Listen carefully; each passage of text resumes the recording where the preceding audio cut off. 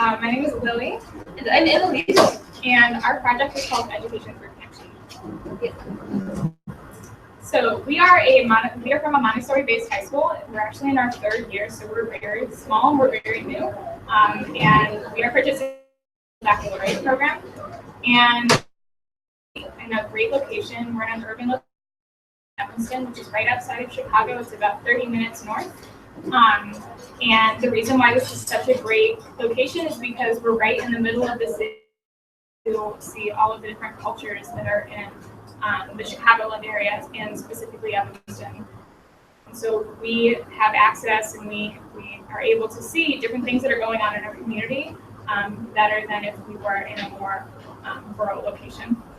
And so Annalise and I are passionate about education, animals, and social justice. Many other things, yes. Those are the four big ones.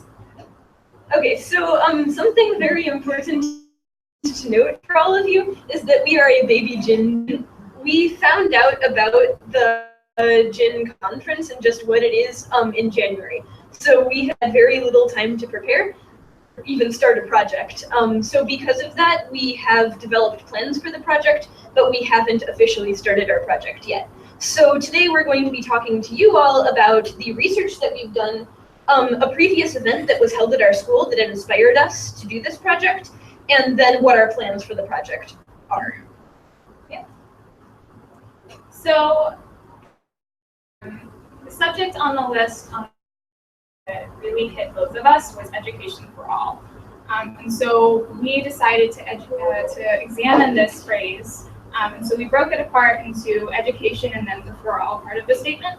So when we were thinking about what education was, we both thought that it was not just what you learn in a classroom, but it's also outside of that classroom. It's your life experiences, when you're in a public community, when you're communicating with people you don't know, when you're crossing barriers, perhaps language barriers or cultural barriers. There's a lot of information and life skills that you can gain from that aren't provided in a traditional curriculum.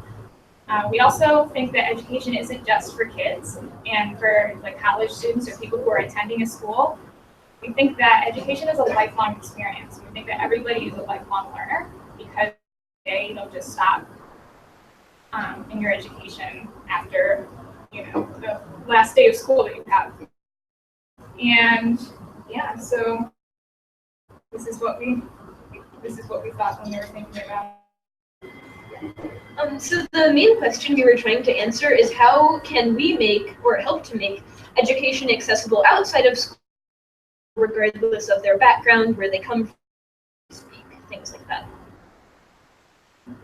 So we realized that there were people left out of the education for all.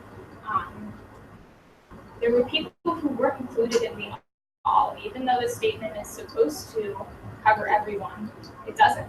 And so we set out to find those groups and those communities that aren't included or that may not have proper access to education. And we were influenced by our political climate in the United States right now. There's a lot of controversy over immigration and refugee status, including the current refugee and immigration ban. And so that was something that we were both really struck by, and it was a problem. We thought it was a really big problem. And so we thought immediately that there was a growing population of refugees in Chicago. We're actually a sanctuary city.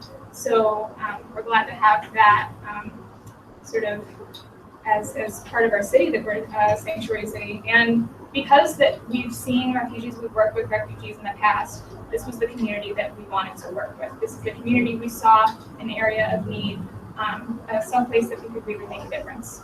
And so the Chicago public schools, so our public school system is often underfunded, and it's hard to make ends meet just for the kids who are attending these schools that have lived in Chicago their whole lives. And so for the children who are coming with their families from another country, who don't know the language, who don't know English, or who have never traveled in their lives, are coming into this new country, and they have to start in a school program that they can't understand. Because they don't know English, they can't really absorb any of that material. They're also coming to the country with language gaps because it takes a long time to get approved as a refugee to get refugee status. And that process can be started or stopped at any point in time, and you can actually be sent back to application for refugee status 2 or 3 years after. So it's a very difficult thing to get into the United States as a refugee, but then after that, there's more challenges that you face. Let's examine a little bit more closely what exactly a refugee is a person who's forced to flee their home country because of some kind of conflict or violence. And there's an important distinction to make between a refugee and an immigrant, because an immigrant is a new country.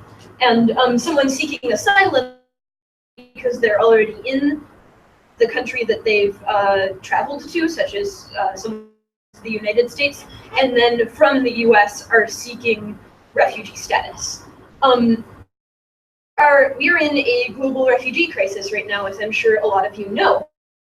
5.3 million forcibly displaced people in the world, and approximately 21 million of those refugees, which means that they have certain protections from the United Nations. This was surprising to me. The US is actually the top resettlement country in the world, which was surprising because in the current anti-refugee sentiment, I didn't think that would be true, but it is. There are some other statistics that you can read. But something that's real is that refugees do not receive the same education their students do. We're now going to watch the United Nations about some unfair aspects for refugees.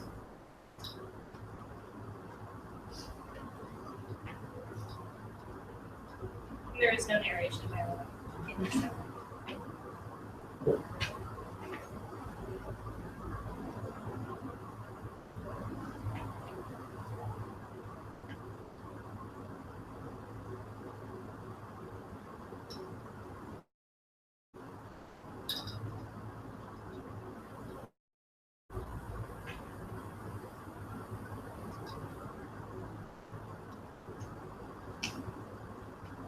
So, lack of education for refugees basically means that there's an entire part of the world population that doesn't have the same opportunities as the rest of the world does, which is really, really a big problem, and we're hoping to be able to at least help a little bit to solve that issue. So as I just brought to your attention earlier, and we started to discuss the different challenges that refugee families or individuals once they've come to their resettlement country. We discussed a little bit the language barrier. That is kind of one of the biggest barriers that a refugee will face. And also finding employment, and the also has to do with finding employment, because if you can't speak the native language, it's hard for employers to see you as somebody that would really be able to benefit their company or help them. And also things like school, transportation, finding housing, accessing services that are available to other citizens at times, such as healthcare or insurance. And they also face discrimination, racism, religious profiling, and a lot of other sort of nasty comments and statements from people who don't really understand what it means to be a refugee, who are seeing as the stereotype that is often put as a label on every refugee. It's unfair. And so they have to face that as well. And so we have a little thing that connects all of these. So a lack of English skills will lead to not getting a very good job in a new country. Will often put that refugee below the poverty line, due to a lack of education, and then multi-generational impact, because it's really hard above the border of poverty lines. And the United States has some support for refugees in terms of money, but that about 6 months, and then actually become U.S. citizens for a couple of years. So that's where oftentimes there's support that they need to acclimate to the United States. Leaves a lot of work up to nonprofit that may have a little bit of support from the government, not a lot, and they rely a lot on volunteers. So, as I'm sure you've all heard in the news, Americans are hearing a lot of different things right now. There has been a recent refugee ban that President Trump and stopped from happening. Just introduced a new ban that is less severe, but it's there are a few minor changes, but the overall sentiment is the same, that it's giving this message that the United States is anti-refugee, which for a lot of us is not at all true. There's this idea that these are dangerous and that they will into our country, but the countries that are on the ban list Trump has made have never brought terrorists into the United States. Most of the shootings that occur in the US are from US citizens or white supremacists. So there's this really big misconception that refugees and immigrants bring negative things to our country. The only thing that they bring are positive aspects. They improve the economy and make our country just a better place overall. So we're proud to say that, especially in our school community, we are very open to welcoming refugees and immigrants into the United States. So now we're going to have our activity, and we're going to, you can sort of ignore the go to a certain area, because we're just going to pass out the sheets to you. So you can start one of the sheets. You can work in a group of 3 or 4, or if you'd rather do it alone, you can. And we're going to give you about 2 minutes to fill out the first sheet, and then 2 minutes to fill out the second one. So you just move on to the next one because you're done. So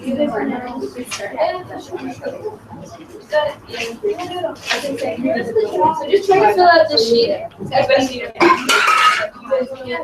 3? Okay.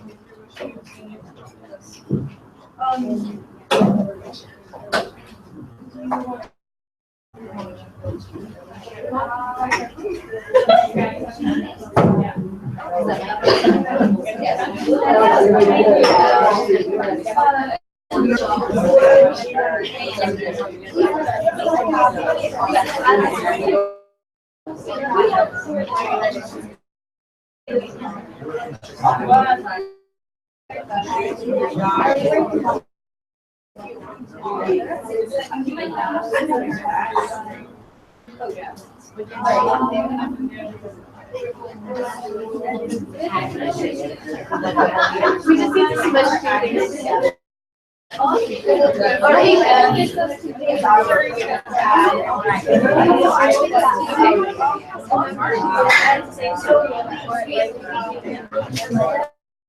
We don't have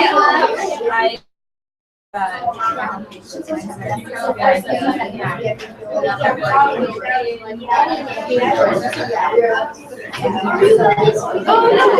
I'm so sorry. I'm so sorry.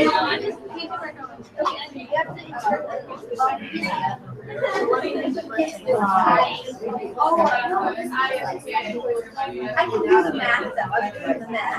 First we got this.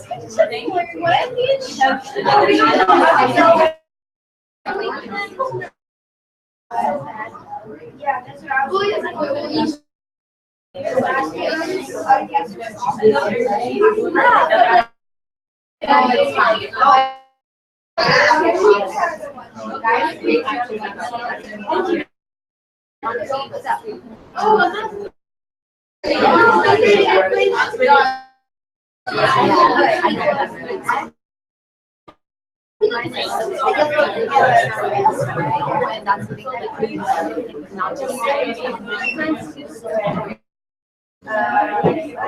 So part of life is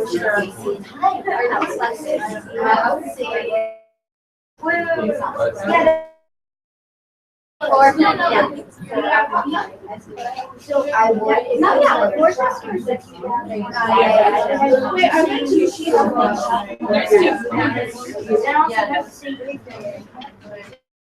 So sorry about that. I checked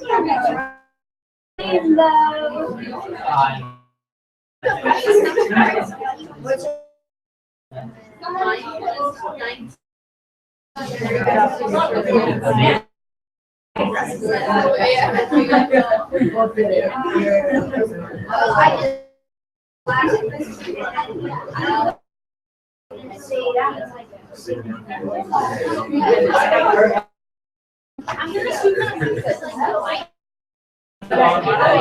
we're going to give you all about 1 more minute.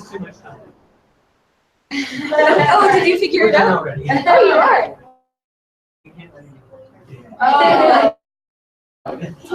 Wow. Anybody else with it? No.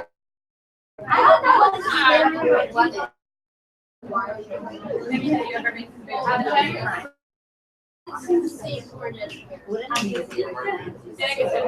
Alright. I think I know exactly what. So now a couple minutes with our activity with the worksheets. Open it to a discussion here. Anybody want to share their reaction to this activity? Yeah.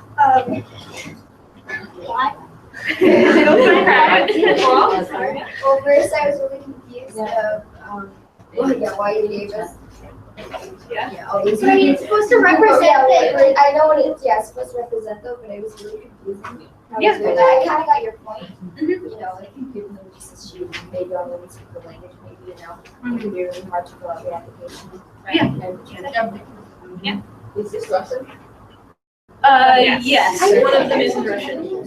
Yes. One of them is Russian. Yeah. The other one is. Greek, I think, right? There's Greek and Greek Hebrew. and Hebrew. Yes. Oh. Even though I knew this was a pretend exercise, my anxiety level shot straight up. Exactly. So, yeah. Yeah. Exactly. Yeah, so So what do we think that this, how does this connect to what we've been talking about? How does this connect to refugees? It's basically we just had experience and it was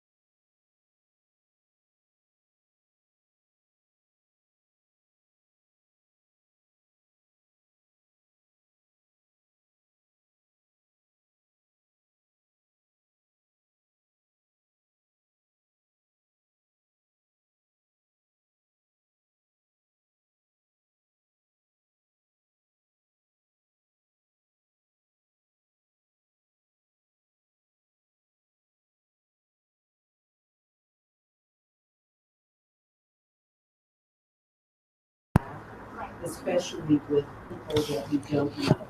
We Yeah, don't know their needs. That's what we were thinking about. And I think a word that popped in my mind was connect, because it addresses the fact that they're not the only people that might benefit. I mean, I think we can learn so much from people who have had these experiences. Yeah. And many of us have not had to adapt. Well, I mean, I kind of agree with, I kind of agree with the fact that when you say assist, it seems more like what you were talking about. What you were talking about the U.S. Like we provide support, but we don't provide. We only provide it for a certain amount of time, and it doesn't really get them adjusted. So I think when you say help, it kind of, I feel like it more implies that you're going to help them until they can get back on their feet. Instead of saying assist, which I feel more temporary than saying help. So I also think that the word help itself, like victimizing people that you are helping, and kind of like magnifies their whole situation. Like it makes it seem more, like it makes them seem that they are not equal as much as this does. Because this makes them sound like they're collaborating with each other, like they're treating them as equals. So I think this would be as a proper like thing because. So, yeah, Okay, yeah, I just think, like when we were thinking about this, we thought that help sounded like you were saying, like we were victimizing the refugees or making it sound like they're powerless.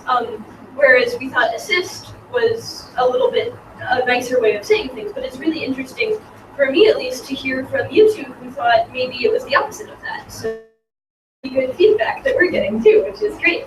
So the way that we interpreted it, there's an example that I actually just occurred to me. If somebody was drowning in a pool, would you say assistance or would you say help? So by yelling help, that's sort of saying someone save this person, whereas you might ask for assistance at like a store if you were needing help with the product or something. So I like a couple words came to my mind, like hurt or engage with, or because that I wonder about sometimes is why do we decide we want to help? Right. Like, so are we getting something, helpers getting something from doing the help, and should our language that? It's a really good thing to think about. I've got my mind spinning on that too. Unfortunately, we're going to have to move on, but we will have time for questions and see what the feedback. So, sort of to explain our idea of sentences. So the title of our project is Education. Want to educate and give knowledge and assist in the learning process in various different areas for refugees that are new to our Chicagoland area. And through the relationship in our school and different networks, need understanding knowledge, language, ideas, and adding different viewpoints to a situation we're really narrow-minded about. We hope that this results in education for all involved.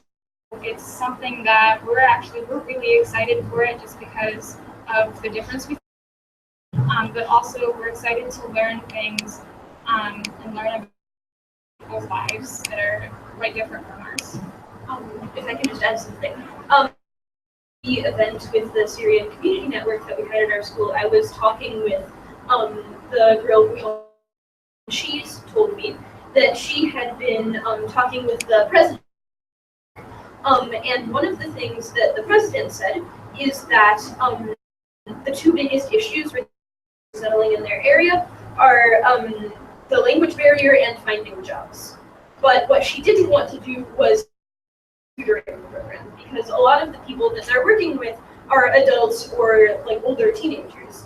And for them, it would be sort of shameful or embarrassing. Students tutoring them and like directly teaching them English. So while we're hoping, well, Lily will get to this in a second, but while we're hoping that tutoring will be an aspect of our project, we don't want it to be only that. The president of the Syrian Community Network actually suggested that something more like a language exchange would be way more effective and that would be beneficial for everyone who's involved, but especially beneficial for the refugees, so that there's not this idea of shaming or embarrassment or something like that. Yeah, so we hope in our project to host several social events. We're going to be starting with these as our first steps. And it will be similar to the joint dinner that we had with the Syrian Community Network at our school a month and a half ago. That was very successful. We heard from a lot of our students as well as the refugees that were there that night. They said that it was a really wonderful and welcoming experience.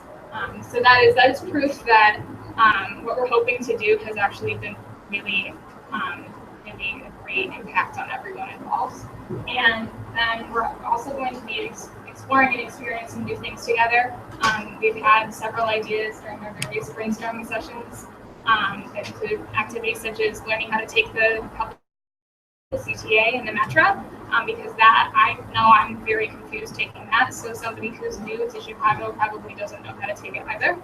And then, as Annalise mentioned, we will part of our goal is to have some sort of tutoring programs as well for those who want it. And we're hoping to start having these at school, but then to expand and maybe host them at other schools or public libraries, or maybe even museums, something like that. So obviously sustainability is a really important part of GIN. So to achieve this sustainable project, we're hoping to form constantly with the Syrian Community Network and to form connections with other nonprofit organizations for refugees in the Chicagoland area. We've already identified a couple of other ones that we're going to work with, and maybe even to out of the Chicagoland area how well this works. But something really important that we want to do, and we'll start this in our school community and then hopefully expand to including the as well, is creating a student leadership board or to plan events, something that they'll also survey our student body and the group of refugees to see what kind of events they like to do, what would be fun to them, what would be the most beneficial to everyone.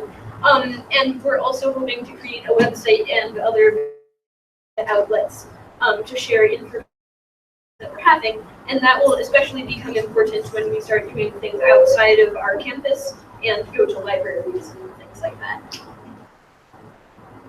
So in conclusion, we've discussed most of these, but to bring it to a close, our potential desired outcomes, or potential desired outcomes,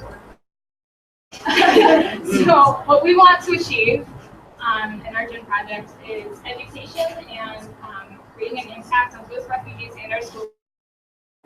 We know that there is no shortage of love and compassion and care in our school community, so we know that that will be present and that will always be there. That's a core value of who we are as a school. And so we also hope that this will result in a more knowledgeable student body, both refugees and our student body, as well as a more knowledgeable world. Something like this, especially when it's based on connection, will further connect communities and really spread as sort of a ripple effect. And we hope that this will change the global image of, unfortunately, just very well at all. We hope that it can prevent additional global misunderstanding due to the existing stereotypes. So thank you so much for having me.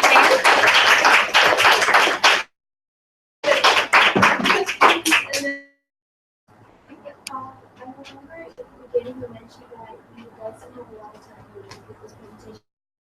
I was wondering if you did, what else is important? I think if we have more time, we also go on further with